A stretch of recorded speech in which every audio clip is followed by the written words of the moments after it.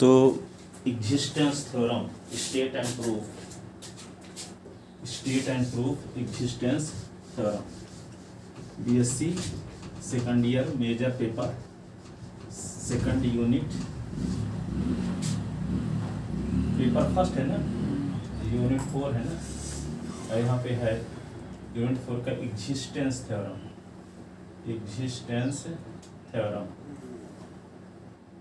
इसको existence theorem को समझने के लिए कुछ बहुत विशेष बातें हैं। नंबर सुनो, पहली फर्स्ट ये है कि फाइनाइट डायमेंशनल वेक्टर स्पेस क्या होता है। फाइनाइट डायमेंशनल, कुछ बेसिक चीजें बता रहे हैं, समझा रहे हैं। फाइनाइट डायमेंशनल वेक्टर स्पेस क्या होता है? वेक्टर स्पेस जैसे मान लो भी आप फाइनाइट डायमेंशनल वेक्टर स्पेस कहलाएगा जब इसके बेसिस में एलिमेंट की संख्या को गिना जा सके, alpha 1 alpha 2 alpha 3 dash dash alpha n। ठीक है, इसका मतलब ये हुआ कि भी के सभी एलिमेंट यस के वेक्टर के लीनियर कॉम्बिनेशन के फॉर्म में लिखे जा सकेंगे और यस में एलिमेंट की संख्या फाइनाइट है। ठीक है, तब फाइनाइट एलिमेंट से जनरेट हो रहा भी एफ के एलिमेंट का, ठीक है, या कि भी एफ के बेसिस में एलिमेंट की संख्या फाइनाइट हो तो भी F finite dimensional vector space कहलाएगा। ठीक है, वेक्टर स्पेस भी एफ के बेसिस में एलिमेंट की संख्या को गिना जा सके तो फाइनाइट हो, दूसरे क्या बोलेंगे? Finite dimensional vector space. पहली चीज समझ गए। दूसरी चीज ये समझना है, यदि मान लो यस भी एफ का बेसिस है, यस भी एफ का बेसिस है तो यस में दो कंडीशन फॉलो होनी चाहिए कि यस के वेक्टर लीनियर इंडिपेंडेंस हो और v is equal to linear span of S, v is equal to linear span of S. ठीक है, तो बेसिस डेफिनेशन पता होनी चाहिए। तीसरा ये है इस कोई किसी नॉन जीरो एलिमेंट का कोई एक सेट है भी आपका जिसमें एक ही एलिमेंट है अल्फा 1 और ये अल्फा 0 के इक्वल नहीं है तो ये लीनियर इंडिपेंडेंट होता है हमेशा। नॉन जीरो वेक्टर का singleton set always linear independent set होता है।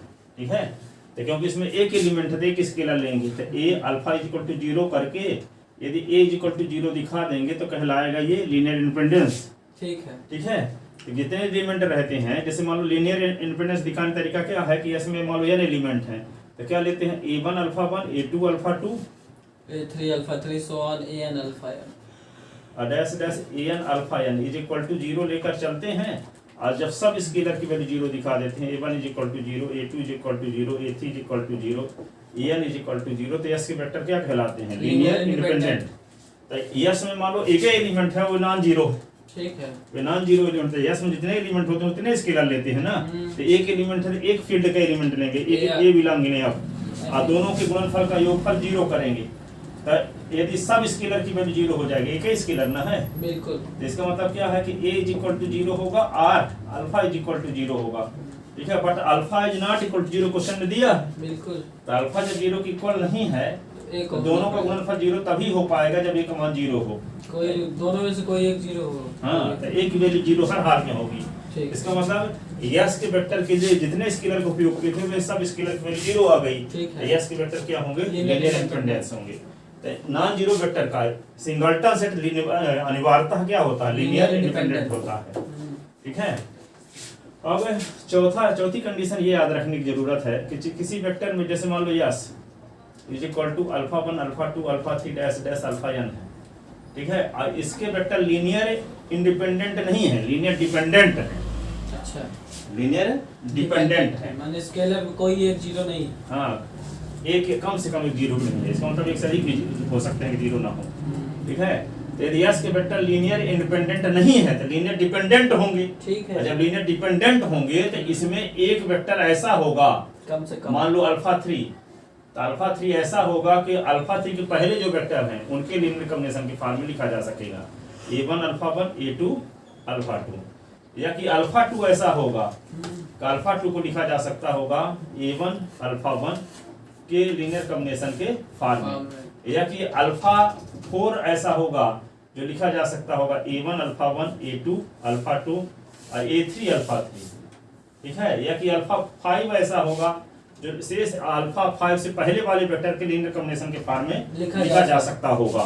तो a1 alpha 1 a2 alpha 2 plus A3 alpha 3 plus dash dash A4 alpha 4 ऐसे इज इक्वल टू अल्फा 5। यदि वेक्टर एस के वेक्टर लीनियर डिपेंडेंट नहीं है, लीनियर डिपेंडेंट है, इसमें कम से कम इसमें एक वेक्टर ऐसा होगा जो अपने प्रीवियस वेक्टर के लीनियर कॉम्बिनेशन के फॉर्म में लिखा जा सकेगा। मतलब उसको छोड़ के उसके पीछे, हाँ, उसके पहले वाले वेक्टर के लीनियर कॉम्बिनेशन के फॉर्म में लिखा जा सकेगा।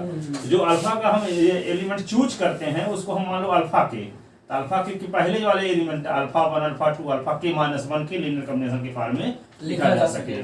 तो यहाँ के का चुनाव क्या करेंगे, दूसरा से करेंगे, 1 से करेंगे नहीं, तो 1 के पहले कोई एलिमेंट है ही नहीं, तो यहाँ पे के की वैल्यू कहाँ से शुरू करेंगे, 2 अथवा के लेते हैं, और के की वैल्यू क्या होगा, 2 is less than k is less than or equal n।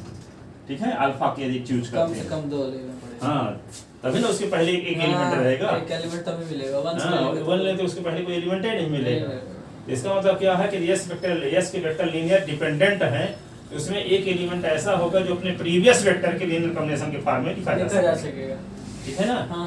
Previous vector के लीनियर कॉम्बिनेशन के फॉर्म में लिखा जा सकेगा। अभी भी जान चुके हो कि नॉन जीरो वेक्टर का सिंगलटन सेट क्या होता है, लीनियर इंडिपेंडेंट होता है। नॉन जीरो वेक्टर का सिंगलटन सेट लीनियर इंडिपेंडेंट होता है।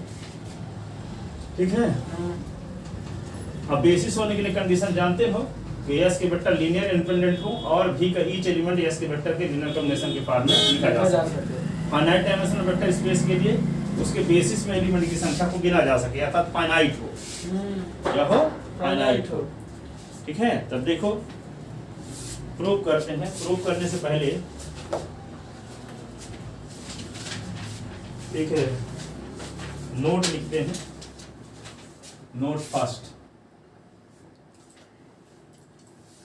Note first, a singleton set of, यही जो बोले हैं, हाँ, singleton set of a non zero vector, a non zero vector is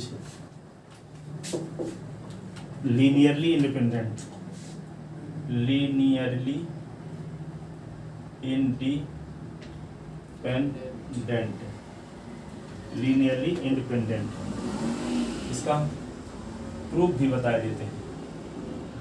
proof, let alpha एक सिंगलटन सेट है जो ये सबसेट है VF का, where alpha is not equal to 0, alpha is not equal to 0। तो let A belong in field such that तो उसके लिए कनेक्ट होना पड़ेगा, such that a alpha is equal to 0, तो implies alpha is equal to a is equal to 0 or alpha is equal to 0, but given that alpha 0 बराबर नहीं है, तो alpha necessarily is ये not तो- equal to 0 implies a is equal to 0, तो since for a alpha is equal to 0 we get alpha is equal to 0, alpha is equal to 0, यानी a is A is equal equal to 0, to a is equal to 0, Linear it means linear independent, alpha is linearly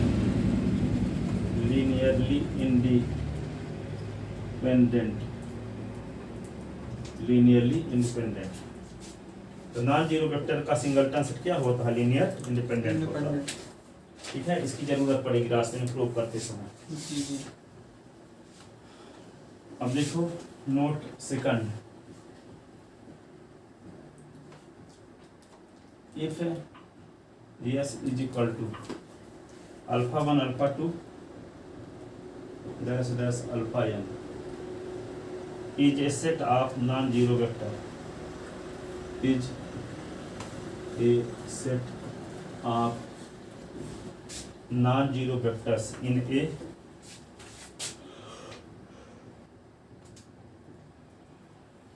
vector इन्हें is a set of non-zero vectors in a vector space, भैया हाँ,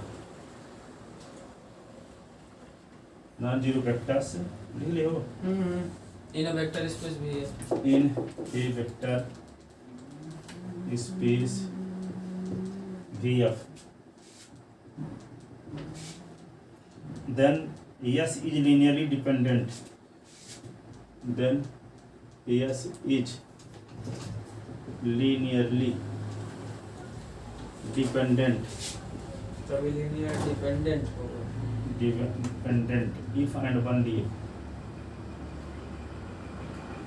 यदि और केवल यदि का some vector of S, some vector of S से अल्फा की, से मान लिया उसको अल्फा की, हाँ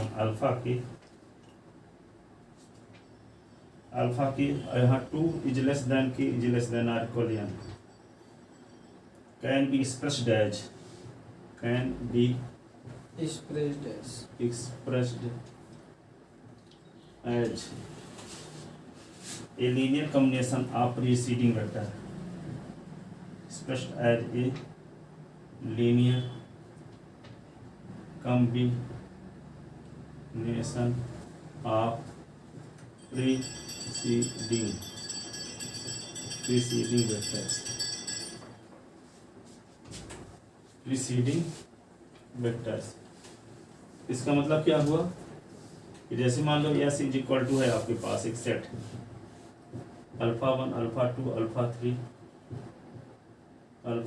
डैश डैश अल्फा n, इसमें अल्फा की मान लो होगा कोई वेक्टर ऐसा, यदि S के वेक्टर लीनियर डिपेंडेंट हैं तो अल्फा कोई ऐसा वेक्टर होगा जो लिखा जा सकता होगा alpha k is equal to A1 alpha 1 A2 alpha 2 dash dash क्या होगा A की -1 अल्फा की -1, ठीक है। अल्फा की ऐसा होगा जो अल्फा के से पहले वाले वेक्टर के लीनियर कॉम्बिनेशन की फॉर्म में अल्फा के लिखा जा सकता हो, A के -1 अल्फा के -1 वही बात, हाँ A की -1 अल्फा की -1, यहाँ पे एक स्केलर है एक वेक्टर है, स्केलर है वेक्टर लिख लेता ना।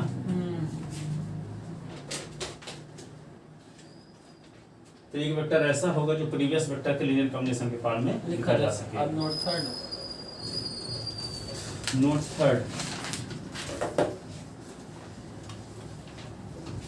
क्या है? Note third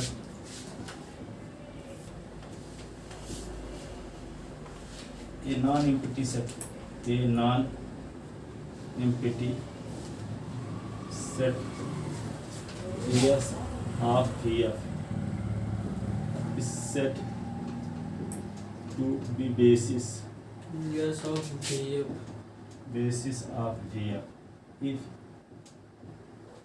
number first vectors of F S is linearly independent, ठीक है। दूसरा क्या बताए थे? VF is equal to linear span of S, ये तो कंडीशन सेटिस्फाई होगी तो बेस होता है। तब कहता है each finite dimensional vector space का एक बेसिस होता है। कोई भी दुनिया का फाइनाइट डायमेंशनल वेक्टर स्पेस है तो उसका बेसिस होगा कौन? Each finite dimensional vector space का एक बेसिस होता है, स्टेटमेंट है उसका एग्जिस्टेंस थ्योरम। तो सीख each finite dimensional vector space का एक बेसिस होता है। कोई वेक्टर स्पेस जिसमें फाइनाइट एलिमेंट है तो वो बेसिस, हाँ, इसका basis finite dimensional vector space किसे कहेंगे? जिसके बेसिस में एलिमेंट की संख्या फाइनाइट नहीं जा सकती। हाँ, देखो इसका स्टेटमेंट अब लिखते हैं।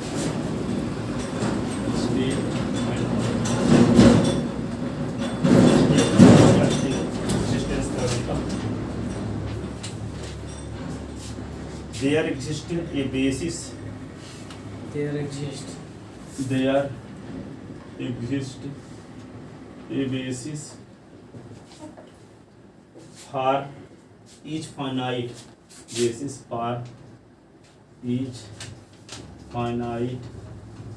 dimensional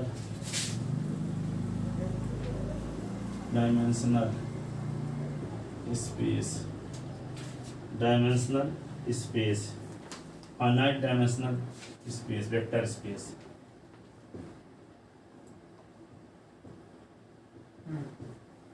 प्रत्येक परिमित विमीय सदिश समष्टि का एक आधार होता है। ठीक है, ठीक है जी जी। वेक्टर स्पेस लिख लीजिए तो लिखो प्रूफ इसका। Let VF be a finite dimensional vector space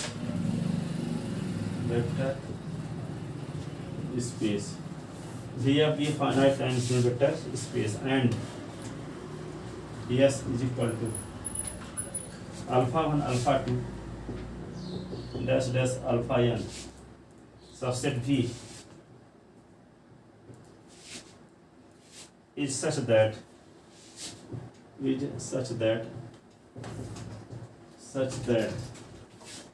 linear span of S is equal to V। VF का एक सबसेट S ऐसा है इसके एलिमेंट है अल्फा 1 अल्फा 2 अल्फा n कि इसके प्रत्येक एलिमेंट V के प्रत्येक एलिमेंट S के वेक्टर के लिए कॉम्बिनेशन के फॉर्मूले लिखे जा सकते हैं। ऐसा सेट है ये, सबसेट है V का। इसके हर एक एलिमेंट V का हर एक एलिमेंट S के वेक्टर के लीनियर कॉम्बिनेशन के फॉर्मूले लिखा जा सकता है। ठीक है, तो जब S का हर एक वेक्टर लीनियर कॉम्बिनेशन के फॉर्मूले इसके वेक्टर क्या होंगे, कहने का मतलब कि यहाँ पे ये दिखा दें कि S के वेक्टर लीनियर इंडिपेंडेंट हैं, तो बेस की दूसरी कंडीशन तो सेटिस्फाई होती है मानकर ही चले हैं। बिल्कुल ठीक है, तो ये दिखा दें कि S के वेक्टर लीनियर इंडिपेंडेंट हैं, तो ये बेसिस कहलाएगा। तो बेसिस कहलाएगा। ये नहीं है तो लीनियर डिपेंडेंट होगा, लीनियर डिपेंडेंट होगा तो कोई अल्फा की ऐसा होगा जिसके पहले तक प्रीवियस वेक्टर के लीनियर कॉम्बिनेशन के फॉर्मूले लिखा जा सकेगा। ठीक है, मतलब नहीं भी कहलाएगा तो कहीं ना कहीं से उसको प्रीवियस करके बेसिस दिखाएंगे। तो उस एलिमेंट को एलिमिनेट कर देंगे। ठीक है, जो एलिमेंट नहीं लिखा जा सकता, हाँ, जो 0 के बराबर नहीं है जिसका वेक्टर। हाँ, कहने का मतलब कि जो लीनियर इंडिपेंडेंट नहीं है, लीनियर डिपेंडेंट होगा। बिल्कुल, तो एक वेक्टर ऐसा होगा जो अपने प्रीवियस वेक्टर के लीनियर कॉम्बिनेशन के फॉर्मूले लिखा जा सकता होगा। उस एलिमेंट को निकाल दोगे, जो सेट बचेगा तो हो सकता है कि वही लीनियर इंडिपेंडेंट हो तो बेसिस हो जाएगा, अगर नहीं है तो फिर उसमें कोई अल्फा होगा। अच्छा, और वो अपने प्रीवियस वेक्टर के लीनियर कॉम्बिनेशन के फॉर्मूले लिखा जा सकता है, तो उसको भी हटा देंगे। ठीक है, तो वो उसके वेक्टर लीनियर इंडिपेंडेंट है तो वो बेसिस हो जाएगा VF का, नहीं है तो फिर लीनियर डिपेंडेंट होंगे तो उसमें कोई वेक्टर और होगा जो अपने प्रीवियस वेक्टर के लीनियर कॉम्बिनेशन के फॉर्मूले लिखा जा सकता है, उसको भी हटा देंगे। जब तक नहीं लिखा जा सकेगा तब तक ये प्रोसेस में है। हो सकता है कि अंत में 8 एलिमेंट वाला सेट बच जाए, सिंगलटन सेट। बस हाँ, वो तो नेसेसरी होता है। हाँ, और ये तो मानकर ही चले हैं कि V का ईच एलिमेंट S के वेक्टर के लीनियर कॉम्बिनेशन के फॉर्मूले लिखा जा सकता है। सेकंड कंडीशन ऑलरेडी है। हाँ, बेसिस प्रूव करने के लिए लीनियर इंडिपेंडेंट बस दिखाना है। हाँ, यही लीनियर इंडिपेंडेंट दिखाने के लिए हम घटाते लास्ट तक में 1 में पहुंच जाएंगे, सिंगलटन सेट में चले जाएंगे। क्योंकि वो जब लीनियर डिपेंडेंट रहेगा तो एक वेक्टर ऐसा रहेगा जो प्रीवियस वेक्टर के लीनियर कॉम्बिनेशन के फॉर्मूले लिखा जा सकता होगा। हाँ, उस एलिमेंट को हम एलिमिनेट करते जाएंगे। तो एलिमिनेट करते एक एलिमेंट एक सिंगलटन सेट मिल जाएगा। अच्छा, सिंगलटन सेट हमेशा क्या होता है, नेसेसरली लीनियर इंडिपेंडेंट होता है। और ये मान कर चले हैं कि वो जो V है जनरेट हो रहा है S से। ठीक है, S के परिमित अवयव के घात संचय के रूप में लिखे जा सकता है। ठीक है, तो इसके लिए भी क्या होगा, बेसिस हो जाएगा। यही तो करना है। ठीक है सर, समझ आ गया सब। हाँ, वो सब such that linear span of S is equal to V। linear span of S is equal to V। अब एक चीज ये बताना भूल गए कि यदि मान लो कोई VF का सबसेट है, VF का कोई सबसेट है S, और उसमें एलिमेंट है alpha 1 alpha 2 alpha 3 dash dash 0 पे अल्फा 4। 0 है जो किसी भी VF के किसी भी सेट में 0 शामिल है तो लीनियर डिपेंडेंट हमेशा होता है। अगर 0 शामिल, हाँ, तो नॉन एम्प्टी सबसेट में यदि 0 शामिल है तो लीनियर डिपेंडेंट होता है, इंडिपेंडेंट हो ही नहीं सकता कभी भी। 0 शामिल, हाँ, तो हम सेट मानेंगे VF का नॉन एम्प्टी, तो उसको तो हम बेसिस प्रूव करना चाहते हैं ना। तो हम ये मान कर चलेंगे कि उसमें 0 एलिमेंट नहीं है, क्योंकि 0 एलिमेंट शामिल किए रहेंगे तो लीनियर डिपेंडेंट हो जाएगा, तो वो बेसिस होने का सवाल ही नहीं उठता। सही बात है। ठीक है। जैसे मान लो कोई कंपटीशन की एग्जाम देने की तैयारी करने जा रहा है, एग्जाम देने जा रहा है PSC का मान लो, तो ये मान कर चलोगे कि उसका कोतवाली में रिपोर्ट दर्ज नहीं है, नहीं तो क्वालिफाइड हो जाए तो नहीं लिया जाएगा। चरित्र खराब। तो लीजिए span of S is equal to V। तो यहाँ हम मान सकते हैं कि उसमें यस में 0 एलिमेंट शामिल नहीं है, तो यहाँ लिख सकते हो we can Assume, suppose that, suppose, हम मान सकते हैं कि 0 vector not belongs to S if S is linearly independent, linearly independent, then yes itself is a basis of V। it अगर यस linearly independent हो जाए self is a basis of V। तो ये तो क्या होगा, यस ही खुद V का बेसिस हो जाएगा, क्योंकि V का हर एक एलिमेंट यस से तो जनरेट हो ही रहा। बिल्कुल और यदि इसके वेक्टर लीनियर इंडिपेंडेंट हो गए तो यस ही खुद क्या होगा, V का बेसिस हो जाएगा। itself, ठीक है, इसमें एलिमेंट की संख्या गिनी जा ही सकती है, देखो ये अंत तक एलिमेंट। हाँ, तो ये फाइनाइट डायमेंशन है, यदि बेसिस में एलिमेंट की संख्या को गिना जा सकता है तो तभी तो फाइनाइट डायमेंशनल वेक्टर स्पेस कहलाता है। ठीक है। और एक बेसिस मिल जाएगा आपको, तो बेसिस का एग्जिस्टेंस मिल जाएगा।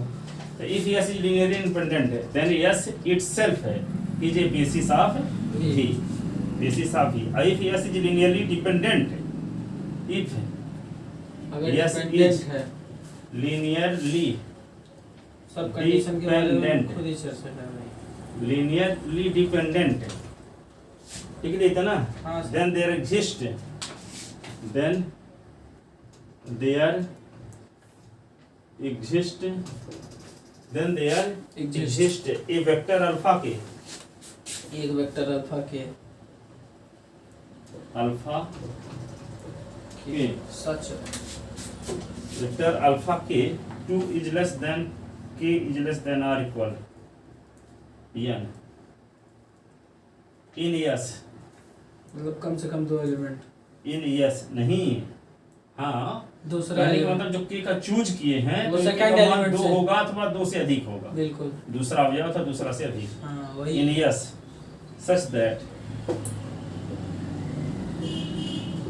such that AK is a linearly,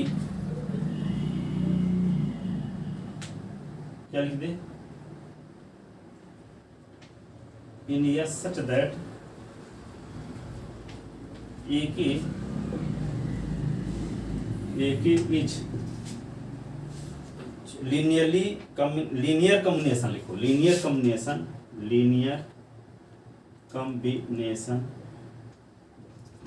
combination of alpha 1 alpha 2 dash dash alpha k minus 1, then V can be generated by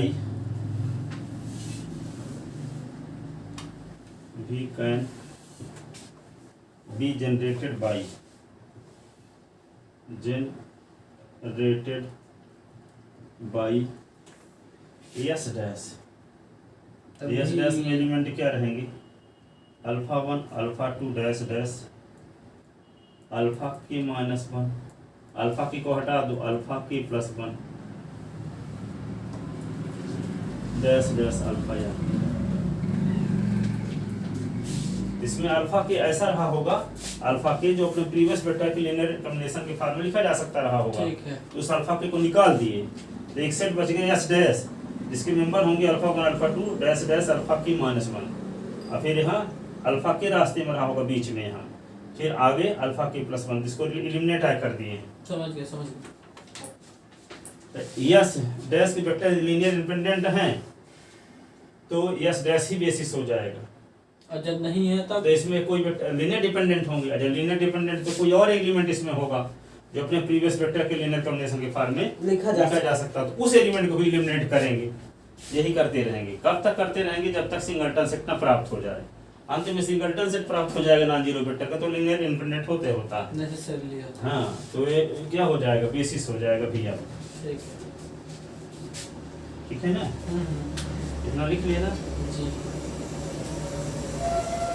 yes dash is equal to ये, इफ यस डैश लिखो, if S dash is linearly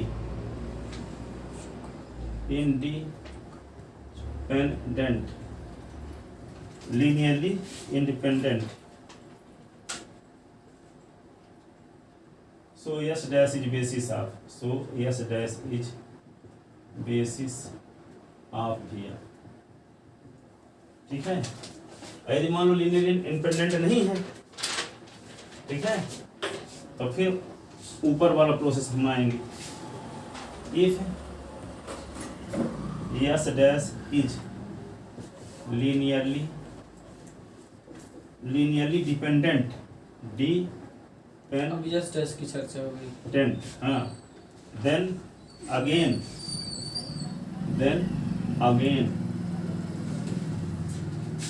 repeating above process, repeating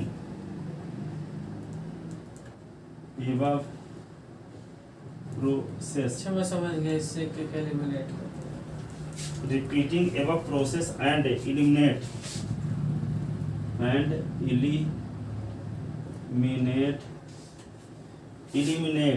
from yes dash,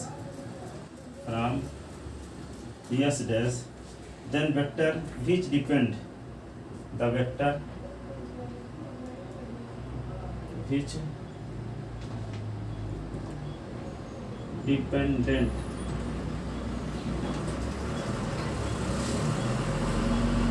dependence on dependence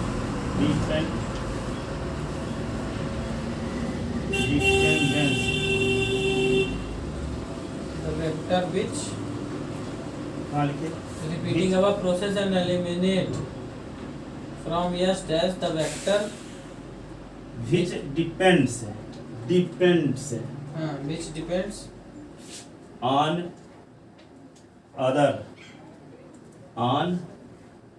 जौन सा वाला vector depend कर रहा है उसको remove कर देंगे। हाँ। हाँ, we get yes double dash, ठीक है। अब यस डबल डैश की चर्चा होगी, which generate v, जो कि भी को जनरेट करेगा। which generate v, तो सर जो भी को जनरेट करे तभी वो तो जनरेट करना करेगा, Linear पहले सवाल ना मान independent। चुके हैं कि linear span of S is equal to v, हाँ इसे कम करते जाएं तो जो एलिमेंट बचेंगे तो वो भी उससे जनरेट होगा करेगा, ठीक है। 25 एलिमेंट से जनरेट 24 से जनरेट होने लगेगा, और क्या हाँ, 23 से होने लगेगा, 22 से, कैश करके फिर एक एलिमेंट से जनरेट होने ठीक है लगेगा, ठीक है ठीक v आप लिख लेते ना।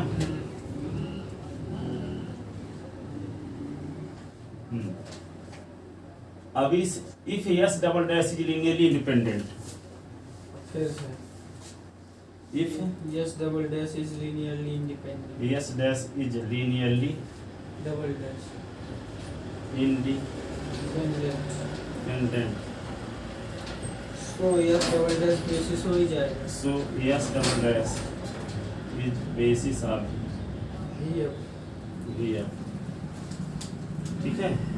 और if then as yes is finite, ऐसा संभव हो सकता है, then as yes is finite, yes क्या है, finite है, after a finite stage, after a finite stage, परिमित चरणों के पश्चात, finite stage, we get a singleton set, after a finite we get a linearly independent subset, करते करते हाँ, we get linearly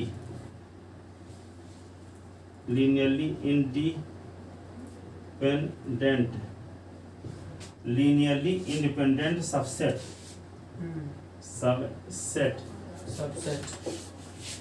which generate v, जो भी को जनरेट करेगा, which generate VF rate vf,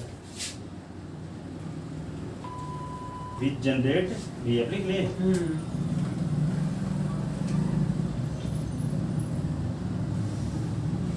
that is which is basis of V, basis of V, जो V को generate करेगा और लीनियर इंडिपेंडेंट भी होगा तो बेसिस हो जाएगा V का, है ना। अब लिखो इट इज पॉसिबल दैट, ऐसा संभव है। आगे लिखोगे it is possible that, it is possible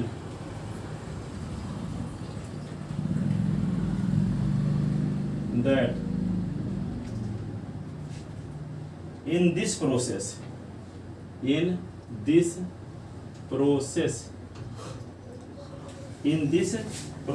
we get, it is possible that in this process we get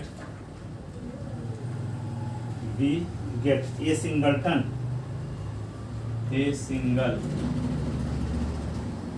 non-zero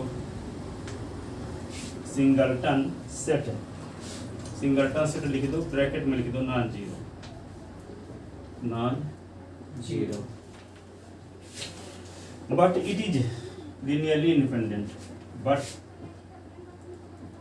it is linearly independent, ठीक है फिर but it is linearly independent, hence VF has a basis, hence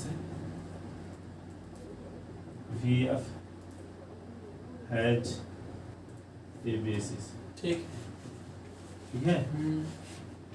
तो ये proof हो गया each finite dimensional vector space का एक basis होता है। ठीक, क्या होता है? Each finite dimensional vector space का एक बेसिस होता है, एक बेसिस होता है। अब लिख ले हैंस प्रूफ, बस लिख लो थोड़ा सा, अब लिख लेते हैं हैंस प्रूफ्ड है वही स्टेटमेंट लिख लो। Each finite dimensional vector space has a basis. बढ़िया सरल है, सर मैं सोचा थोड़ी कठिन है।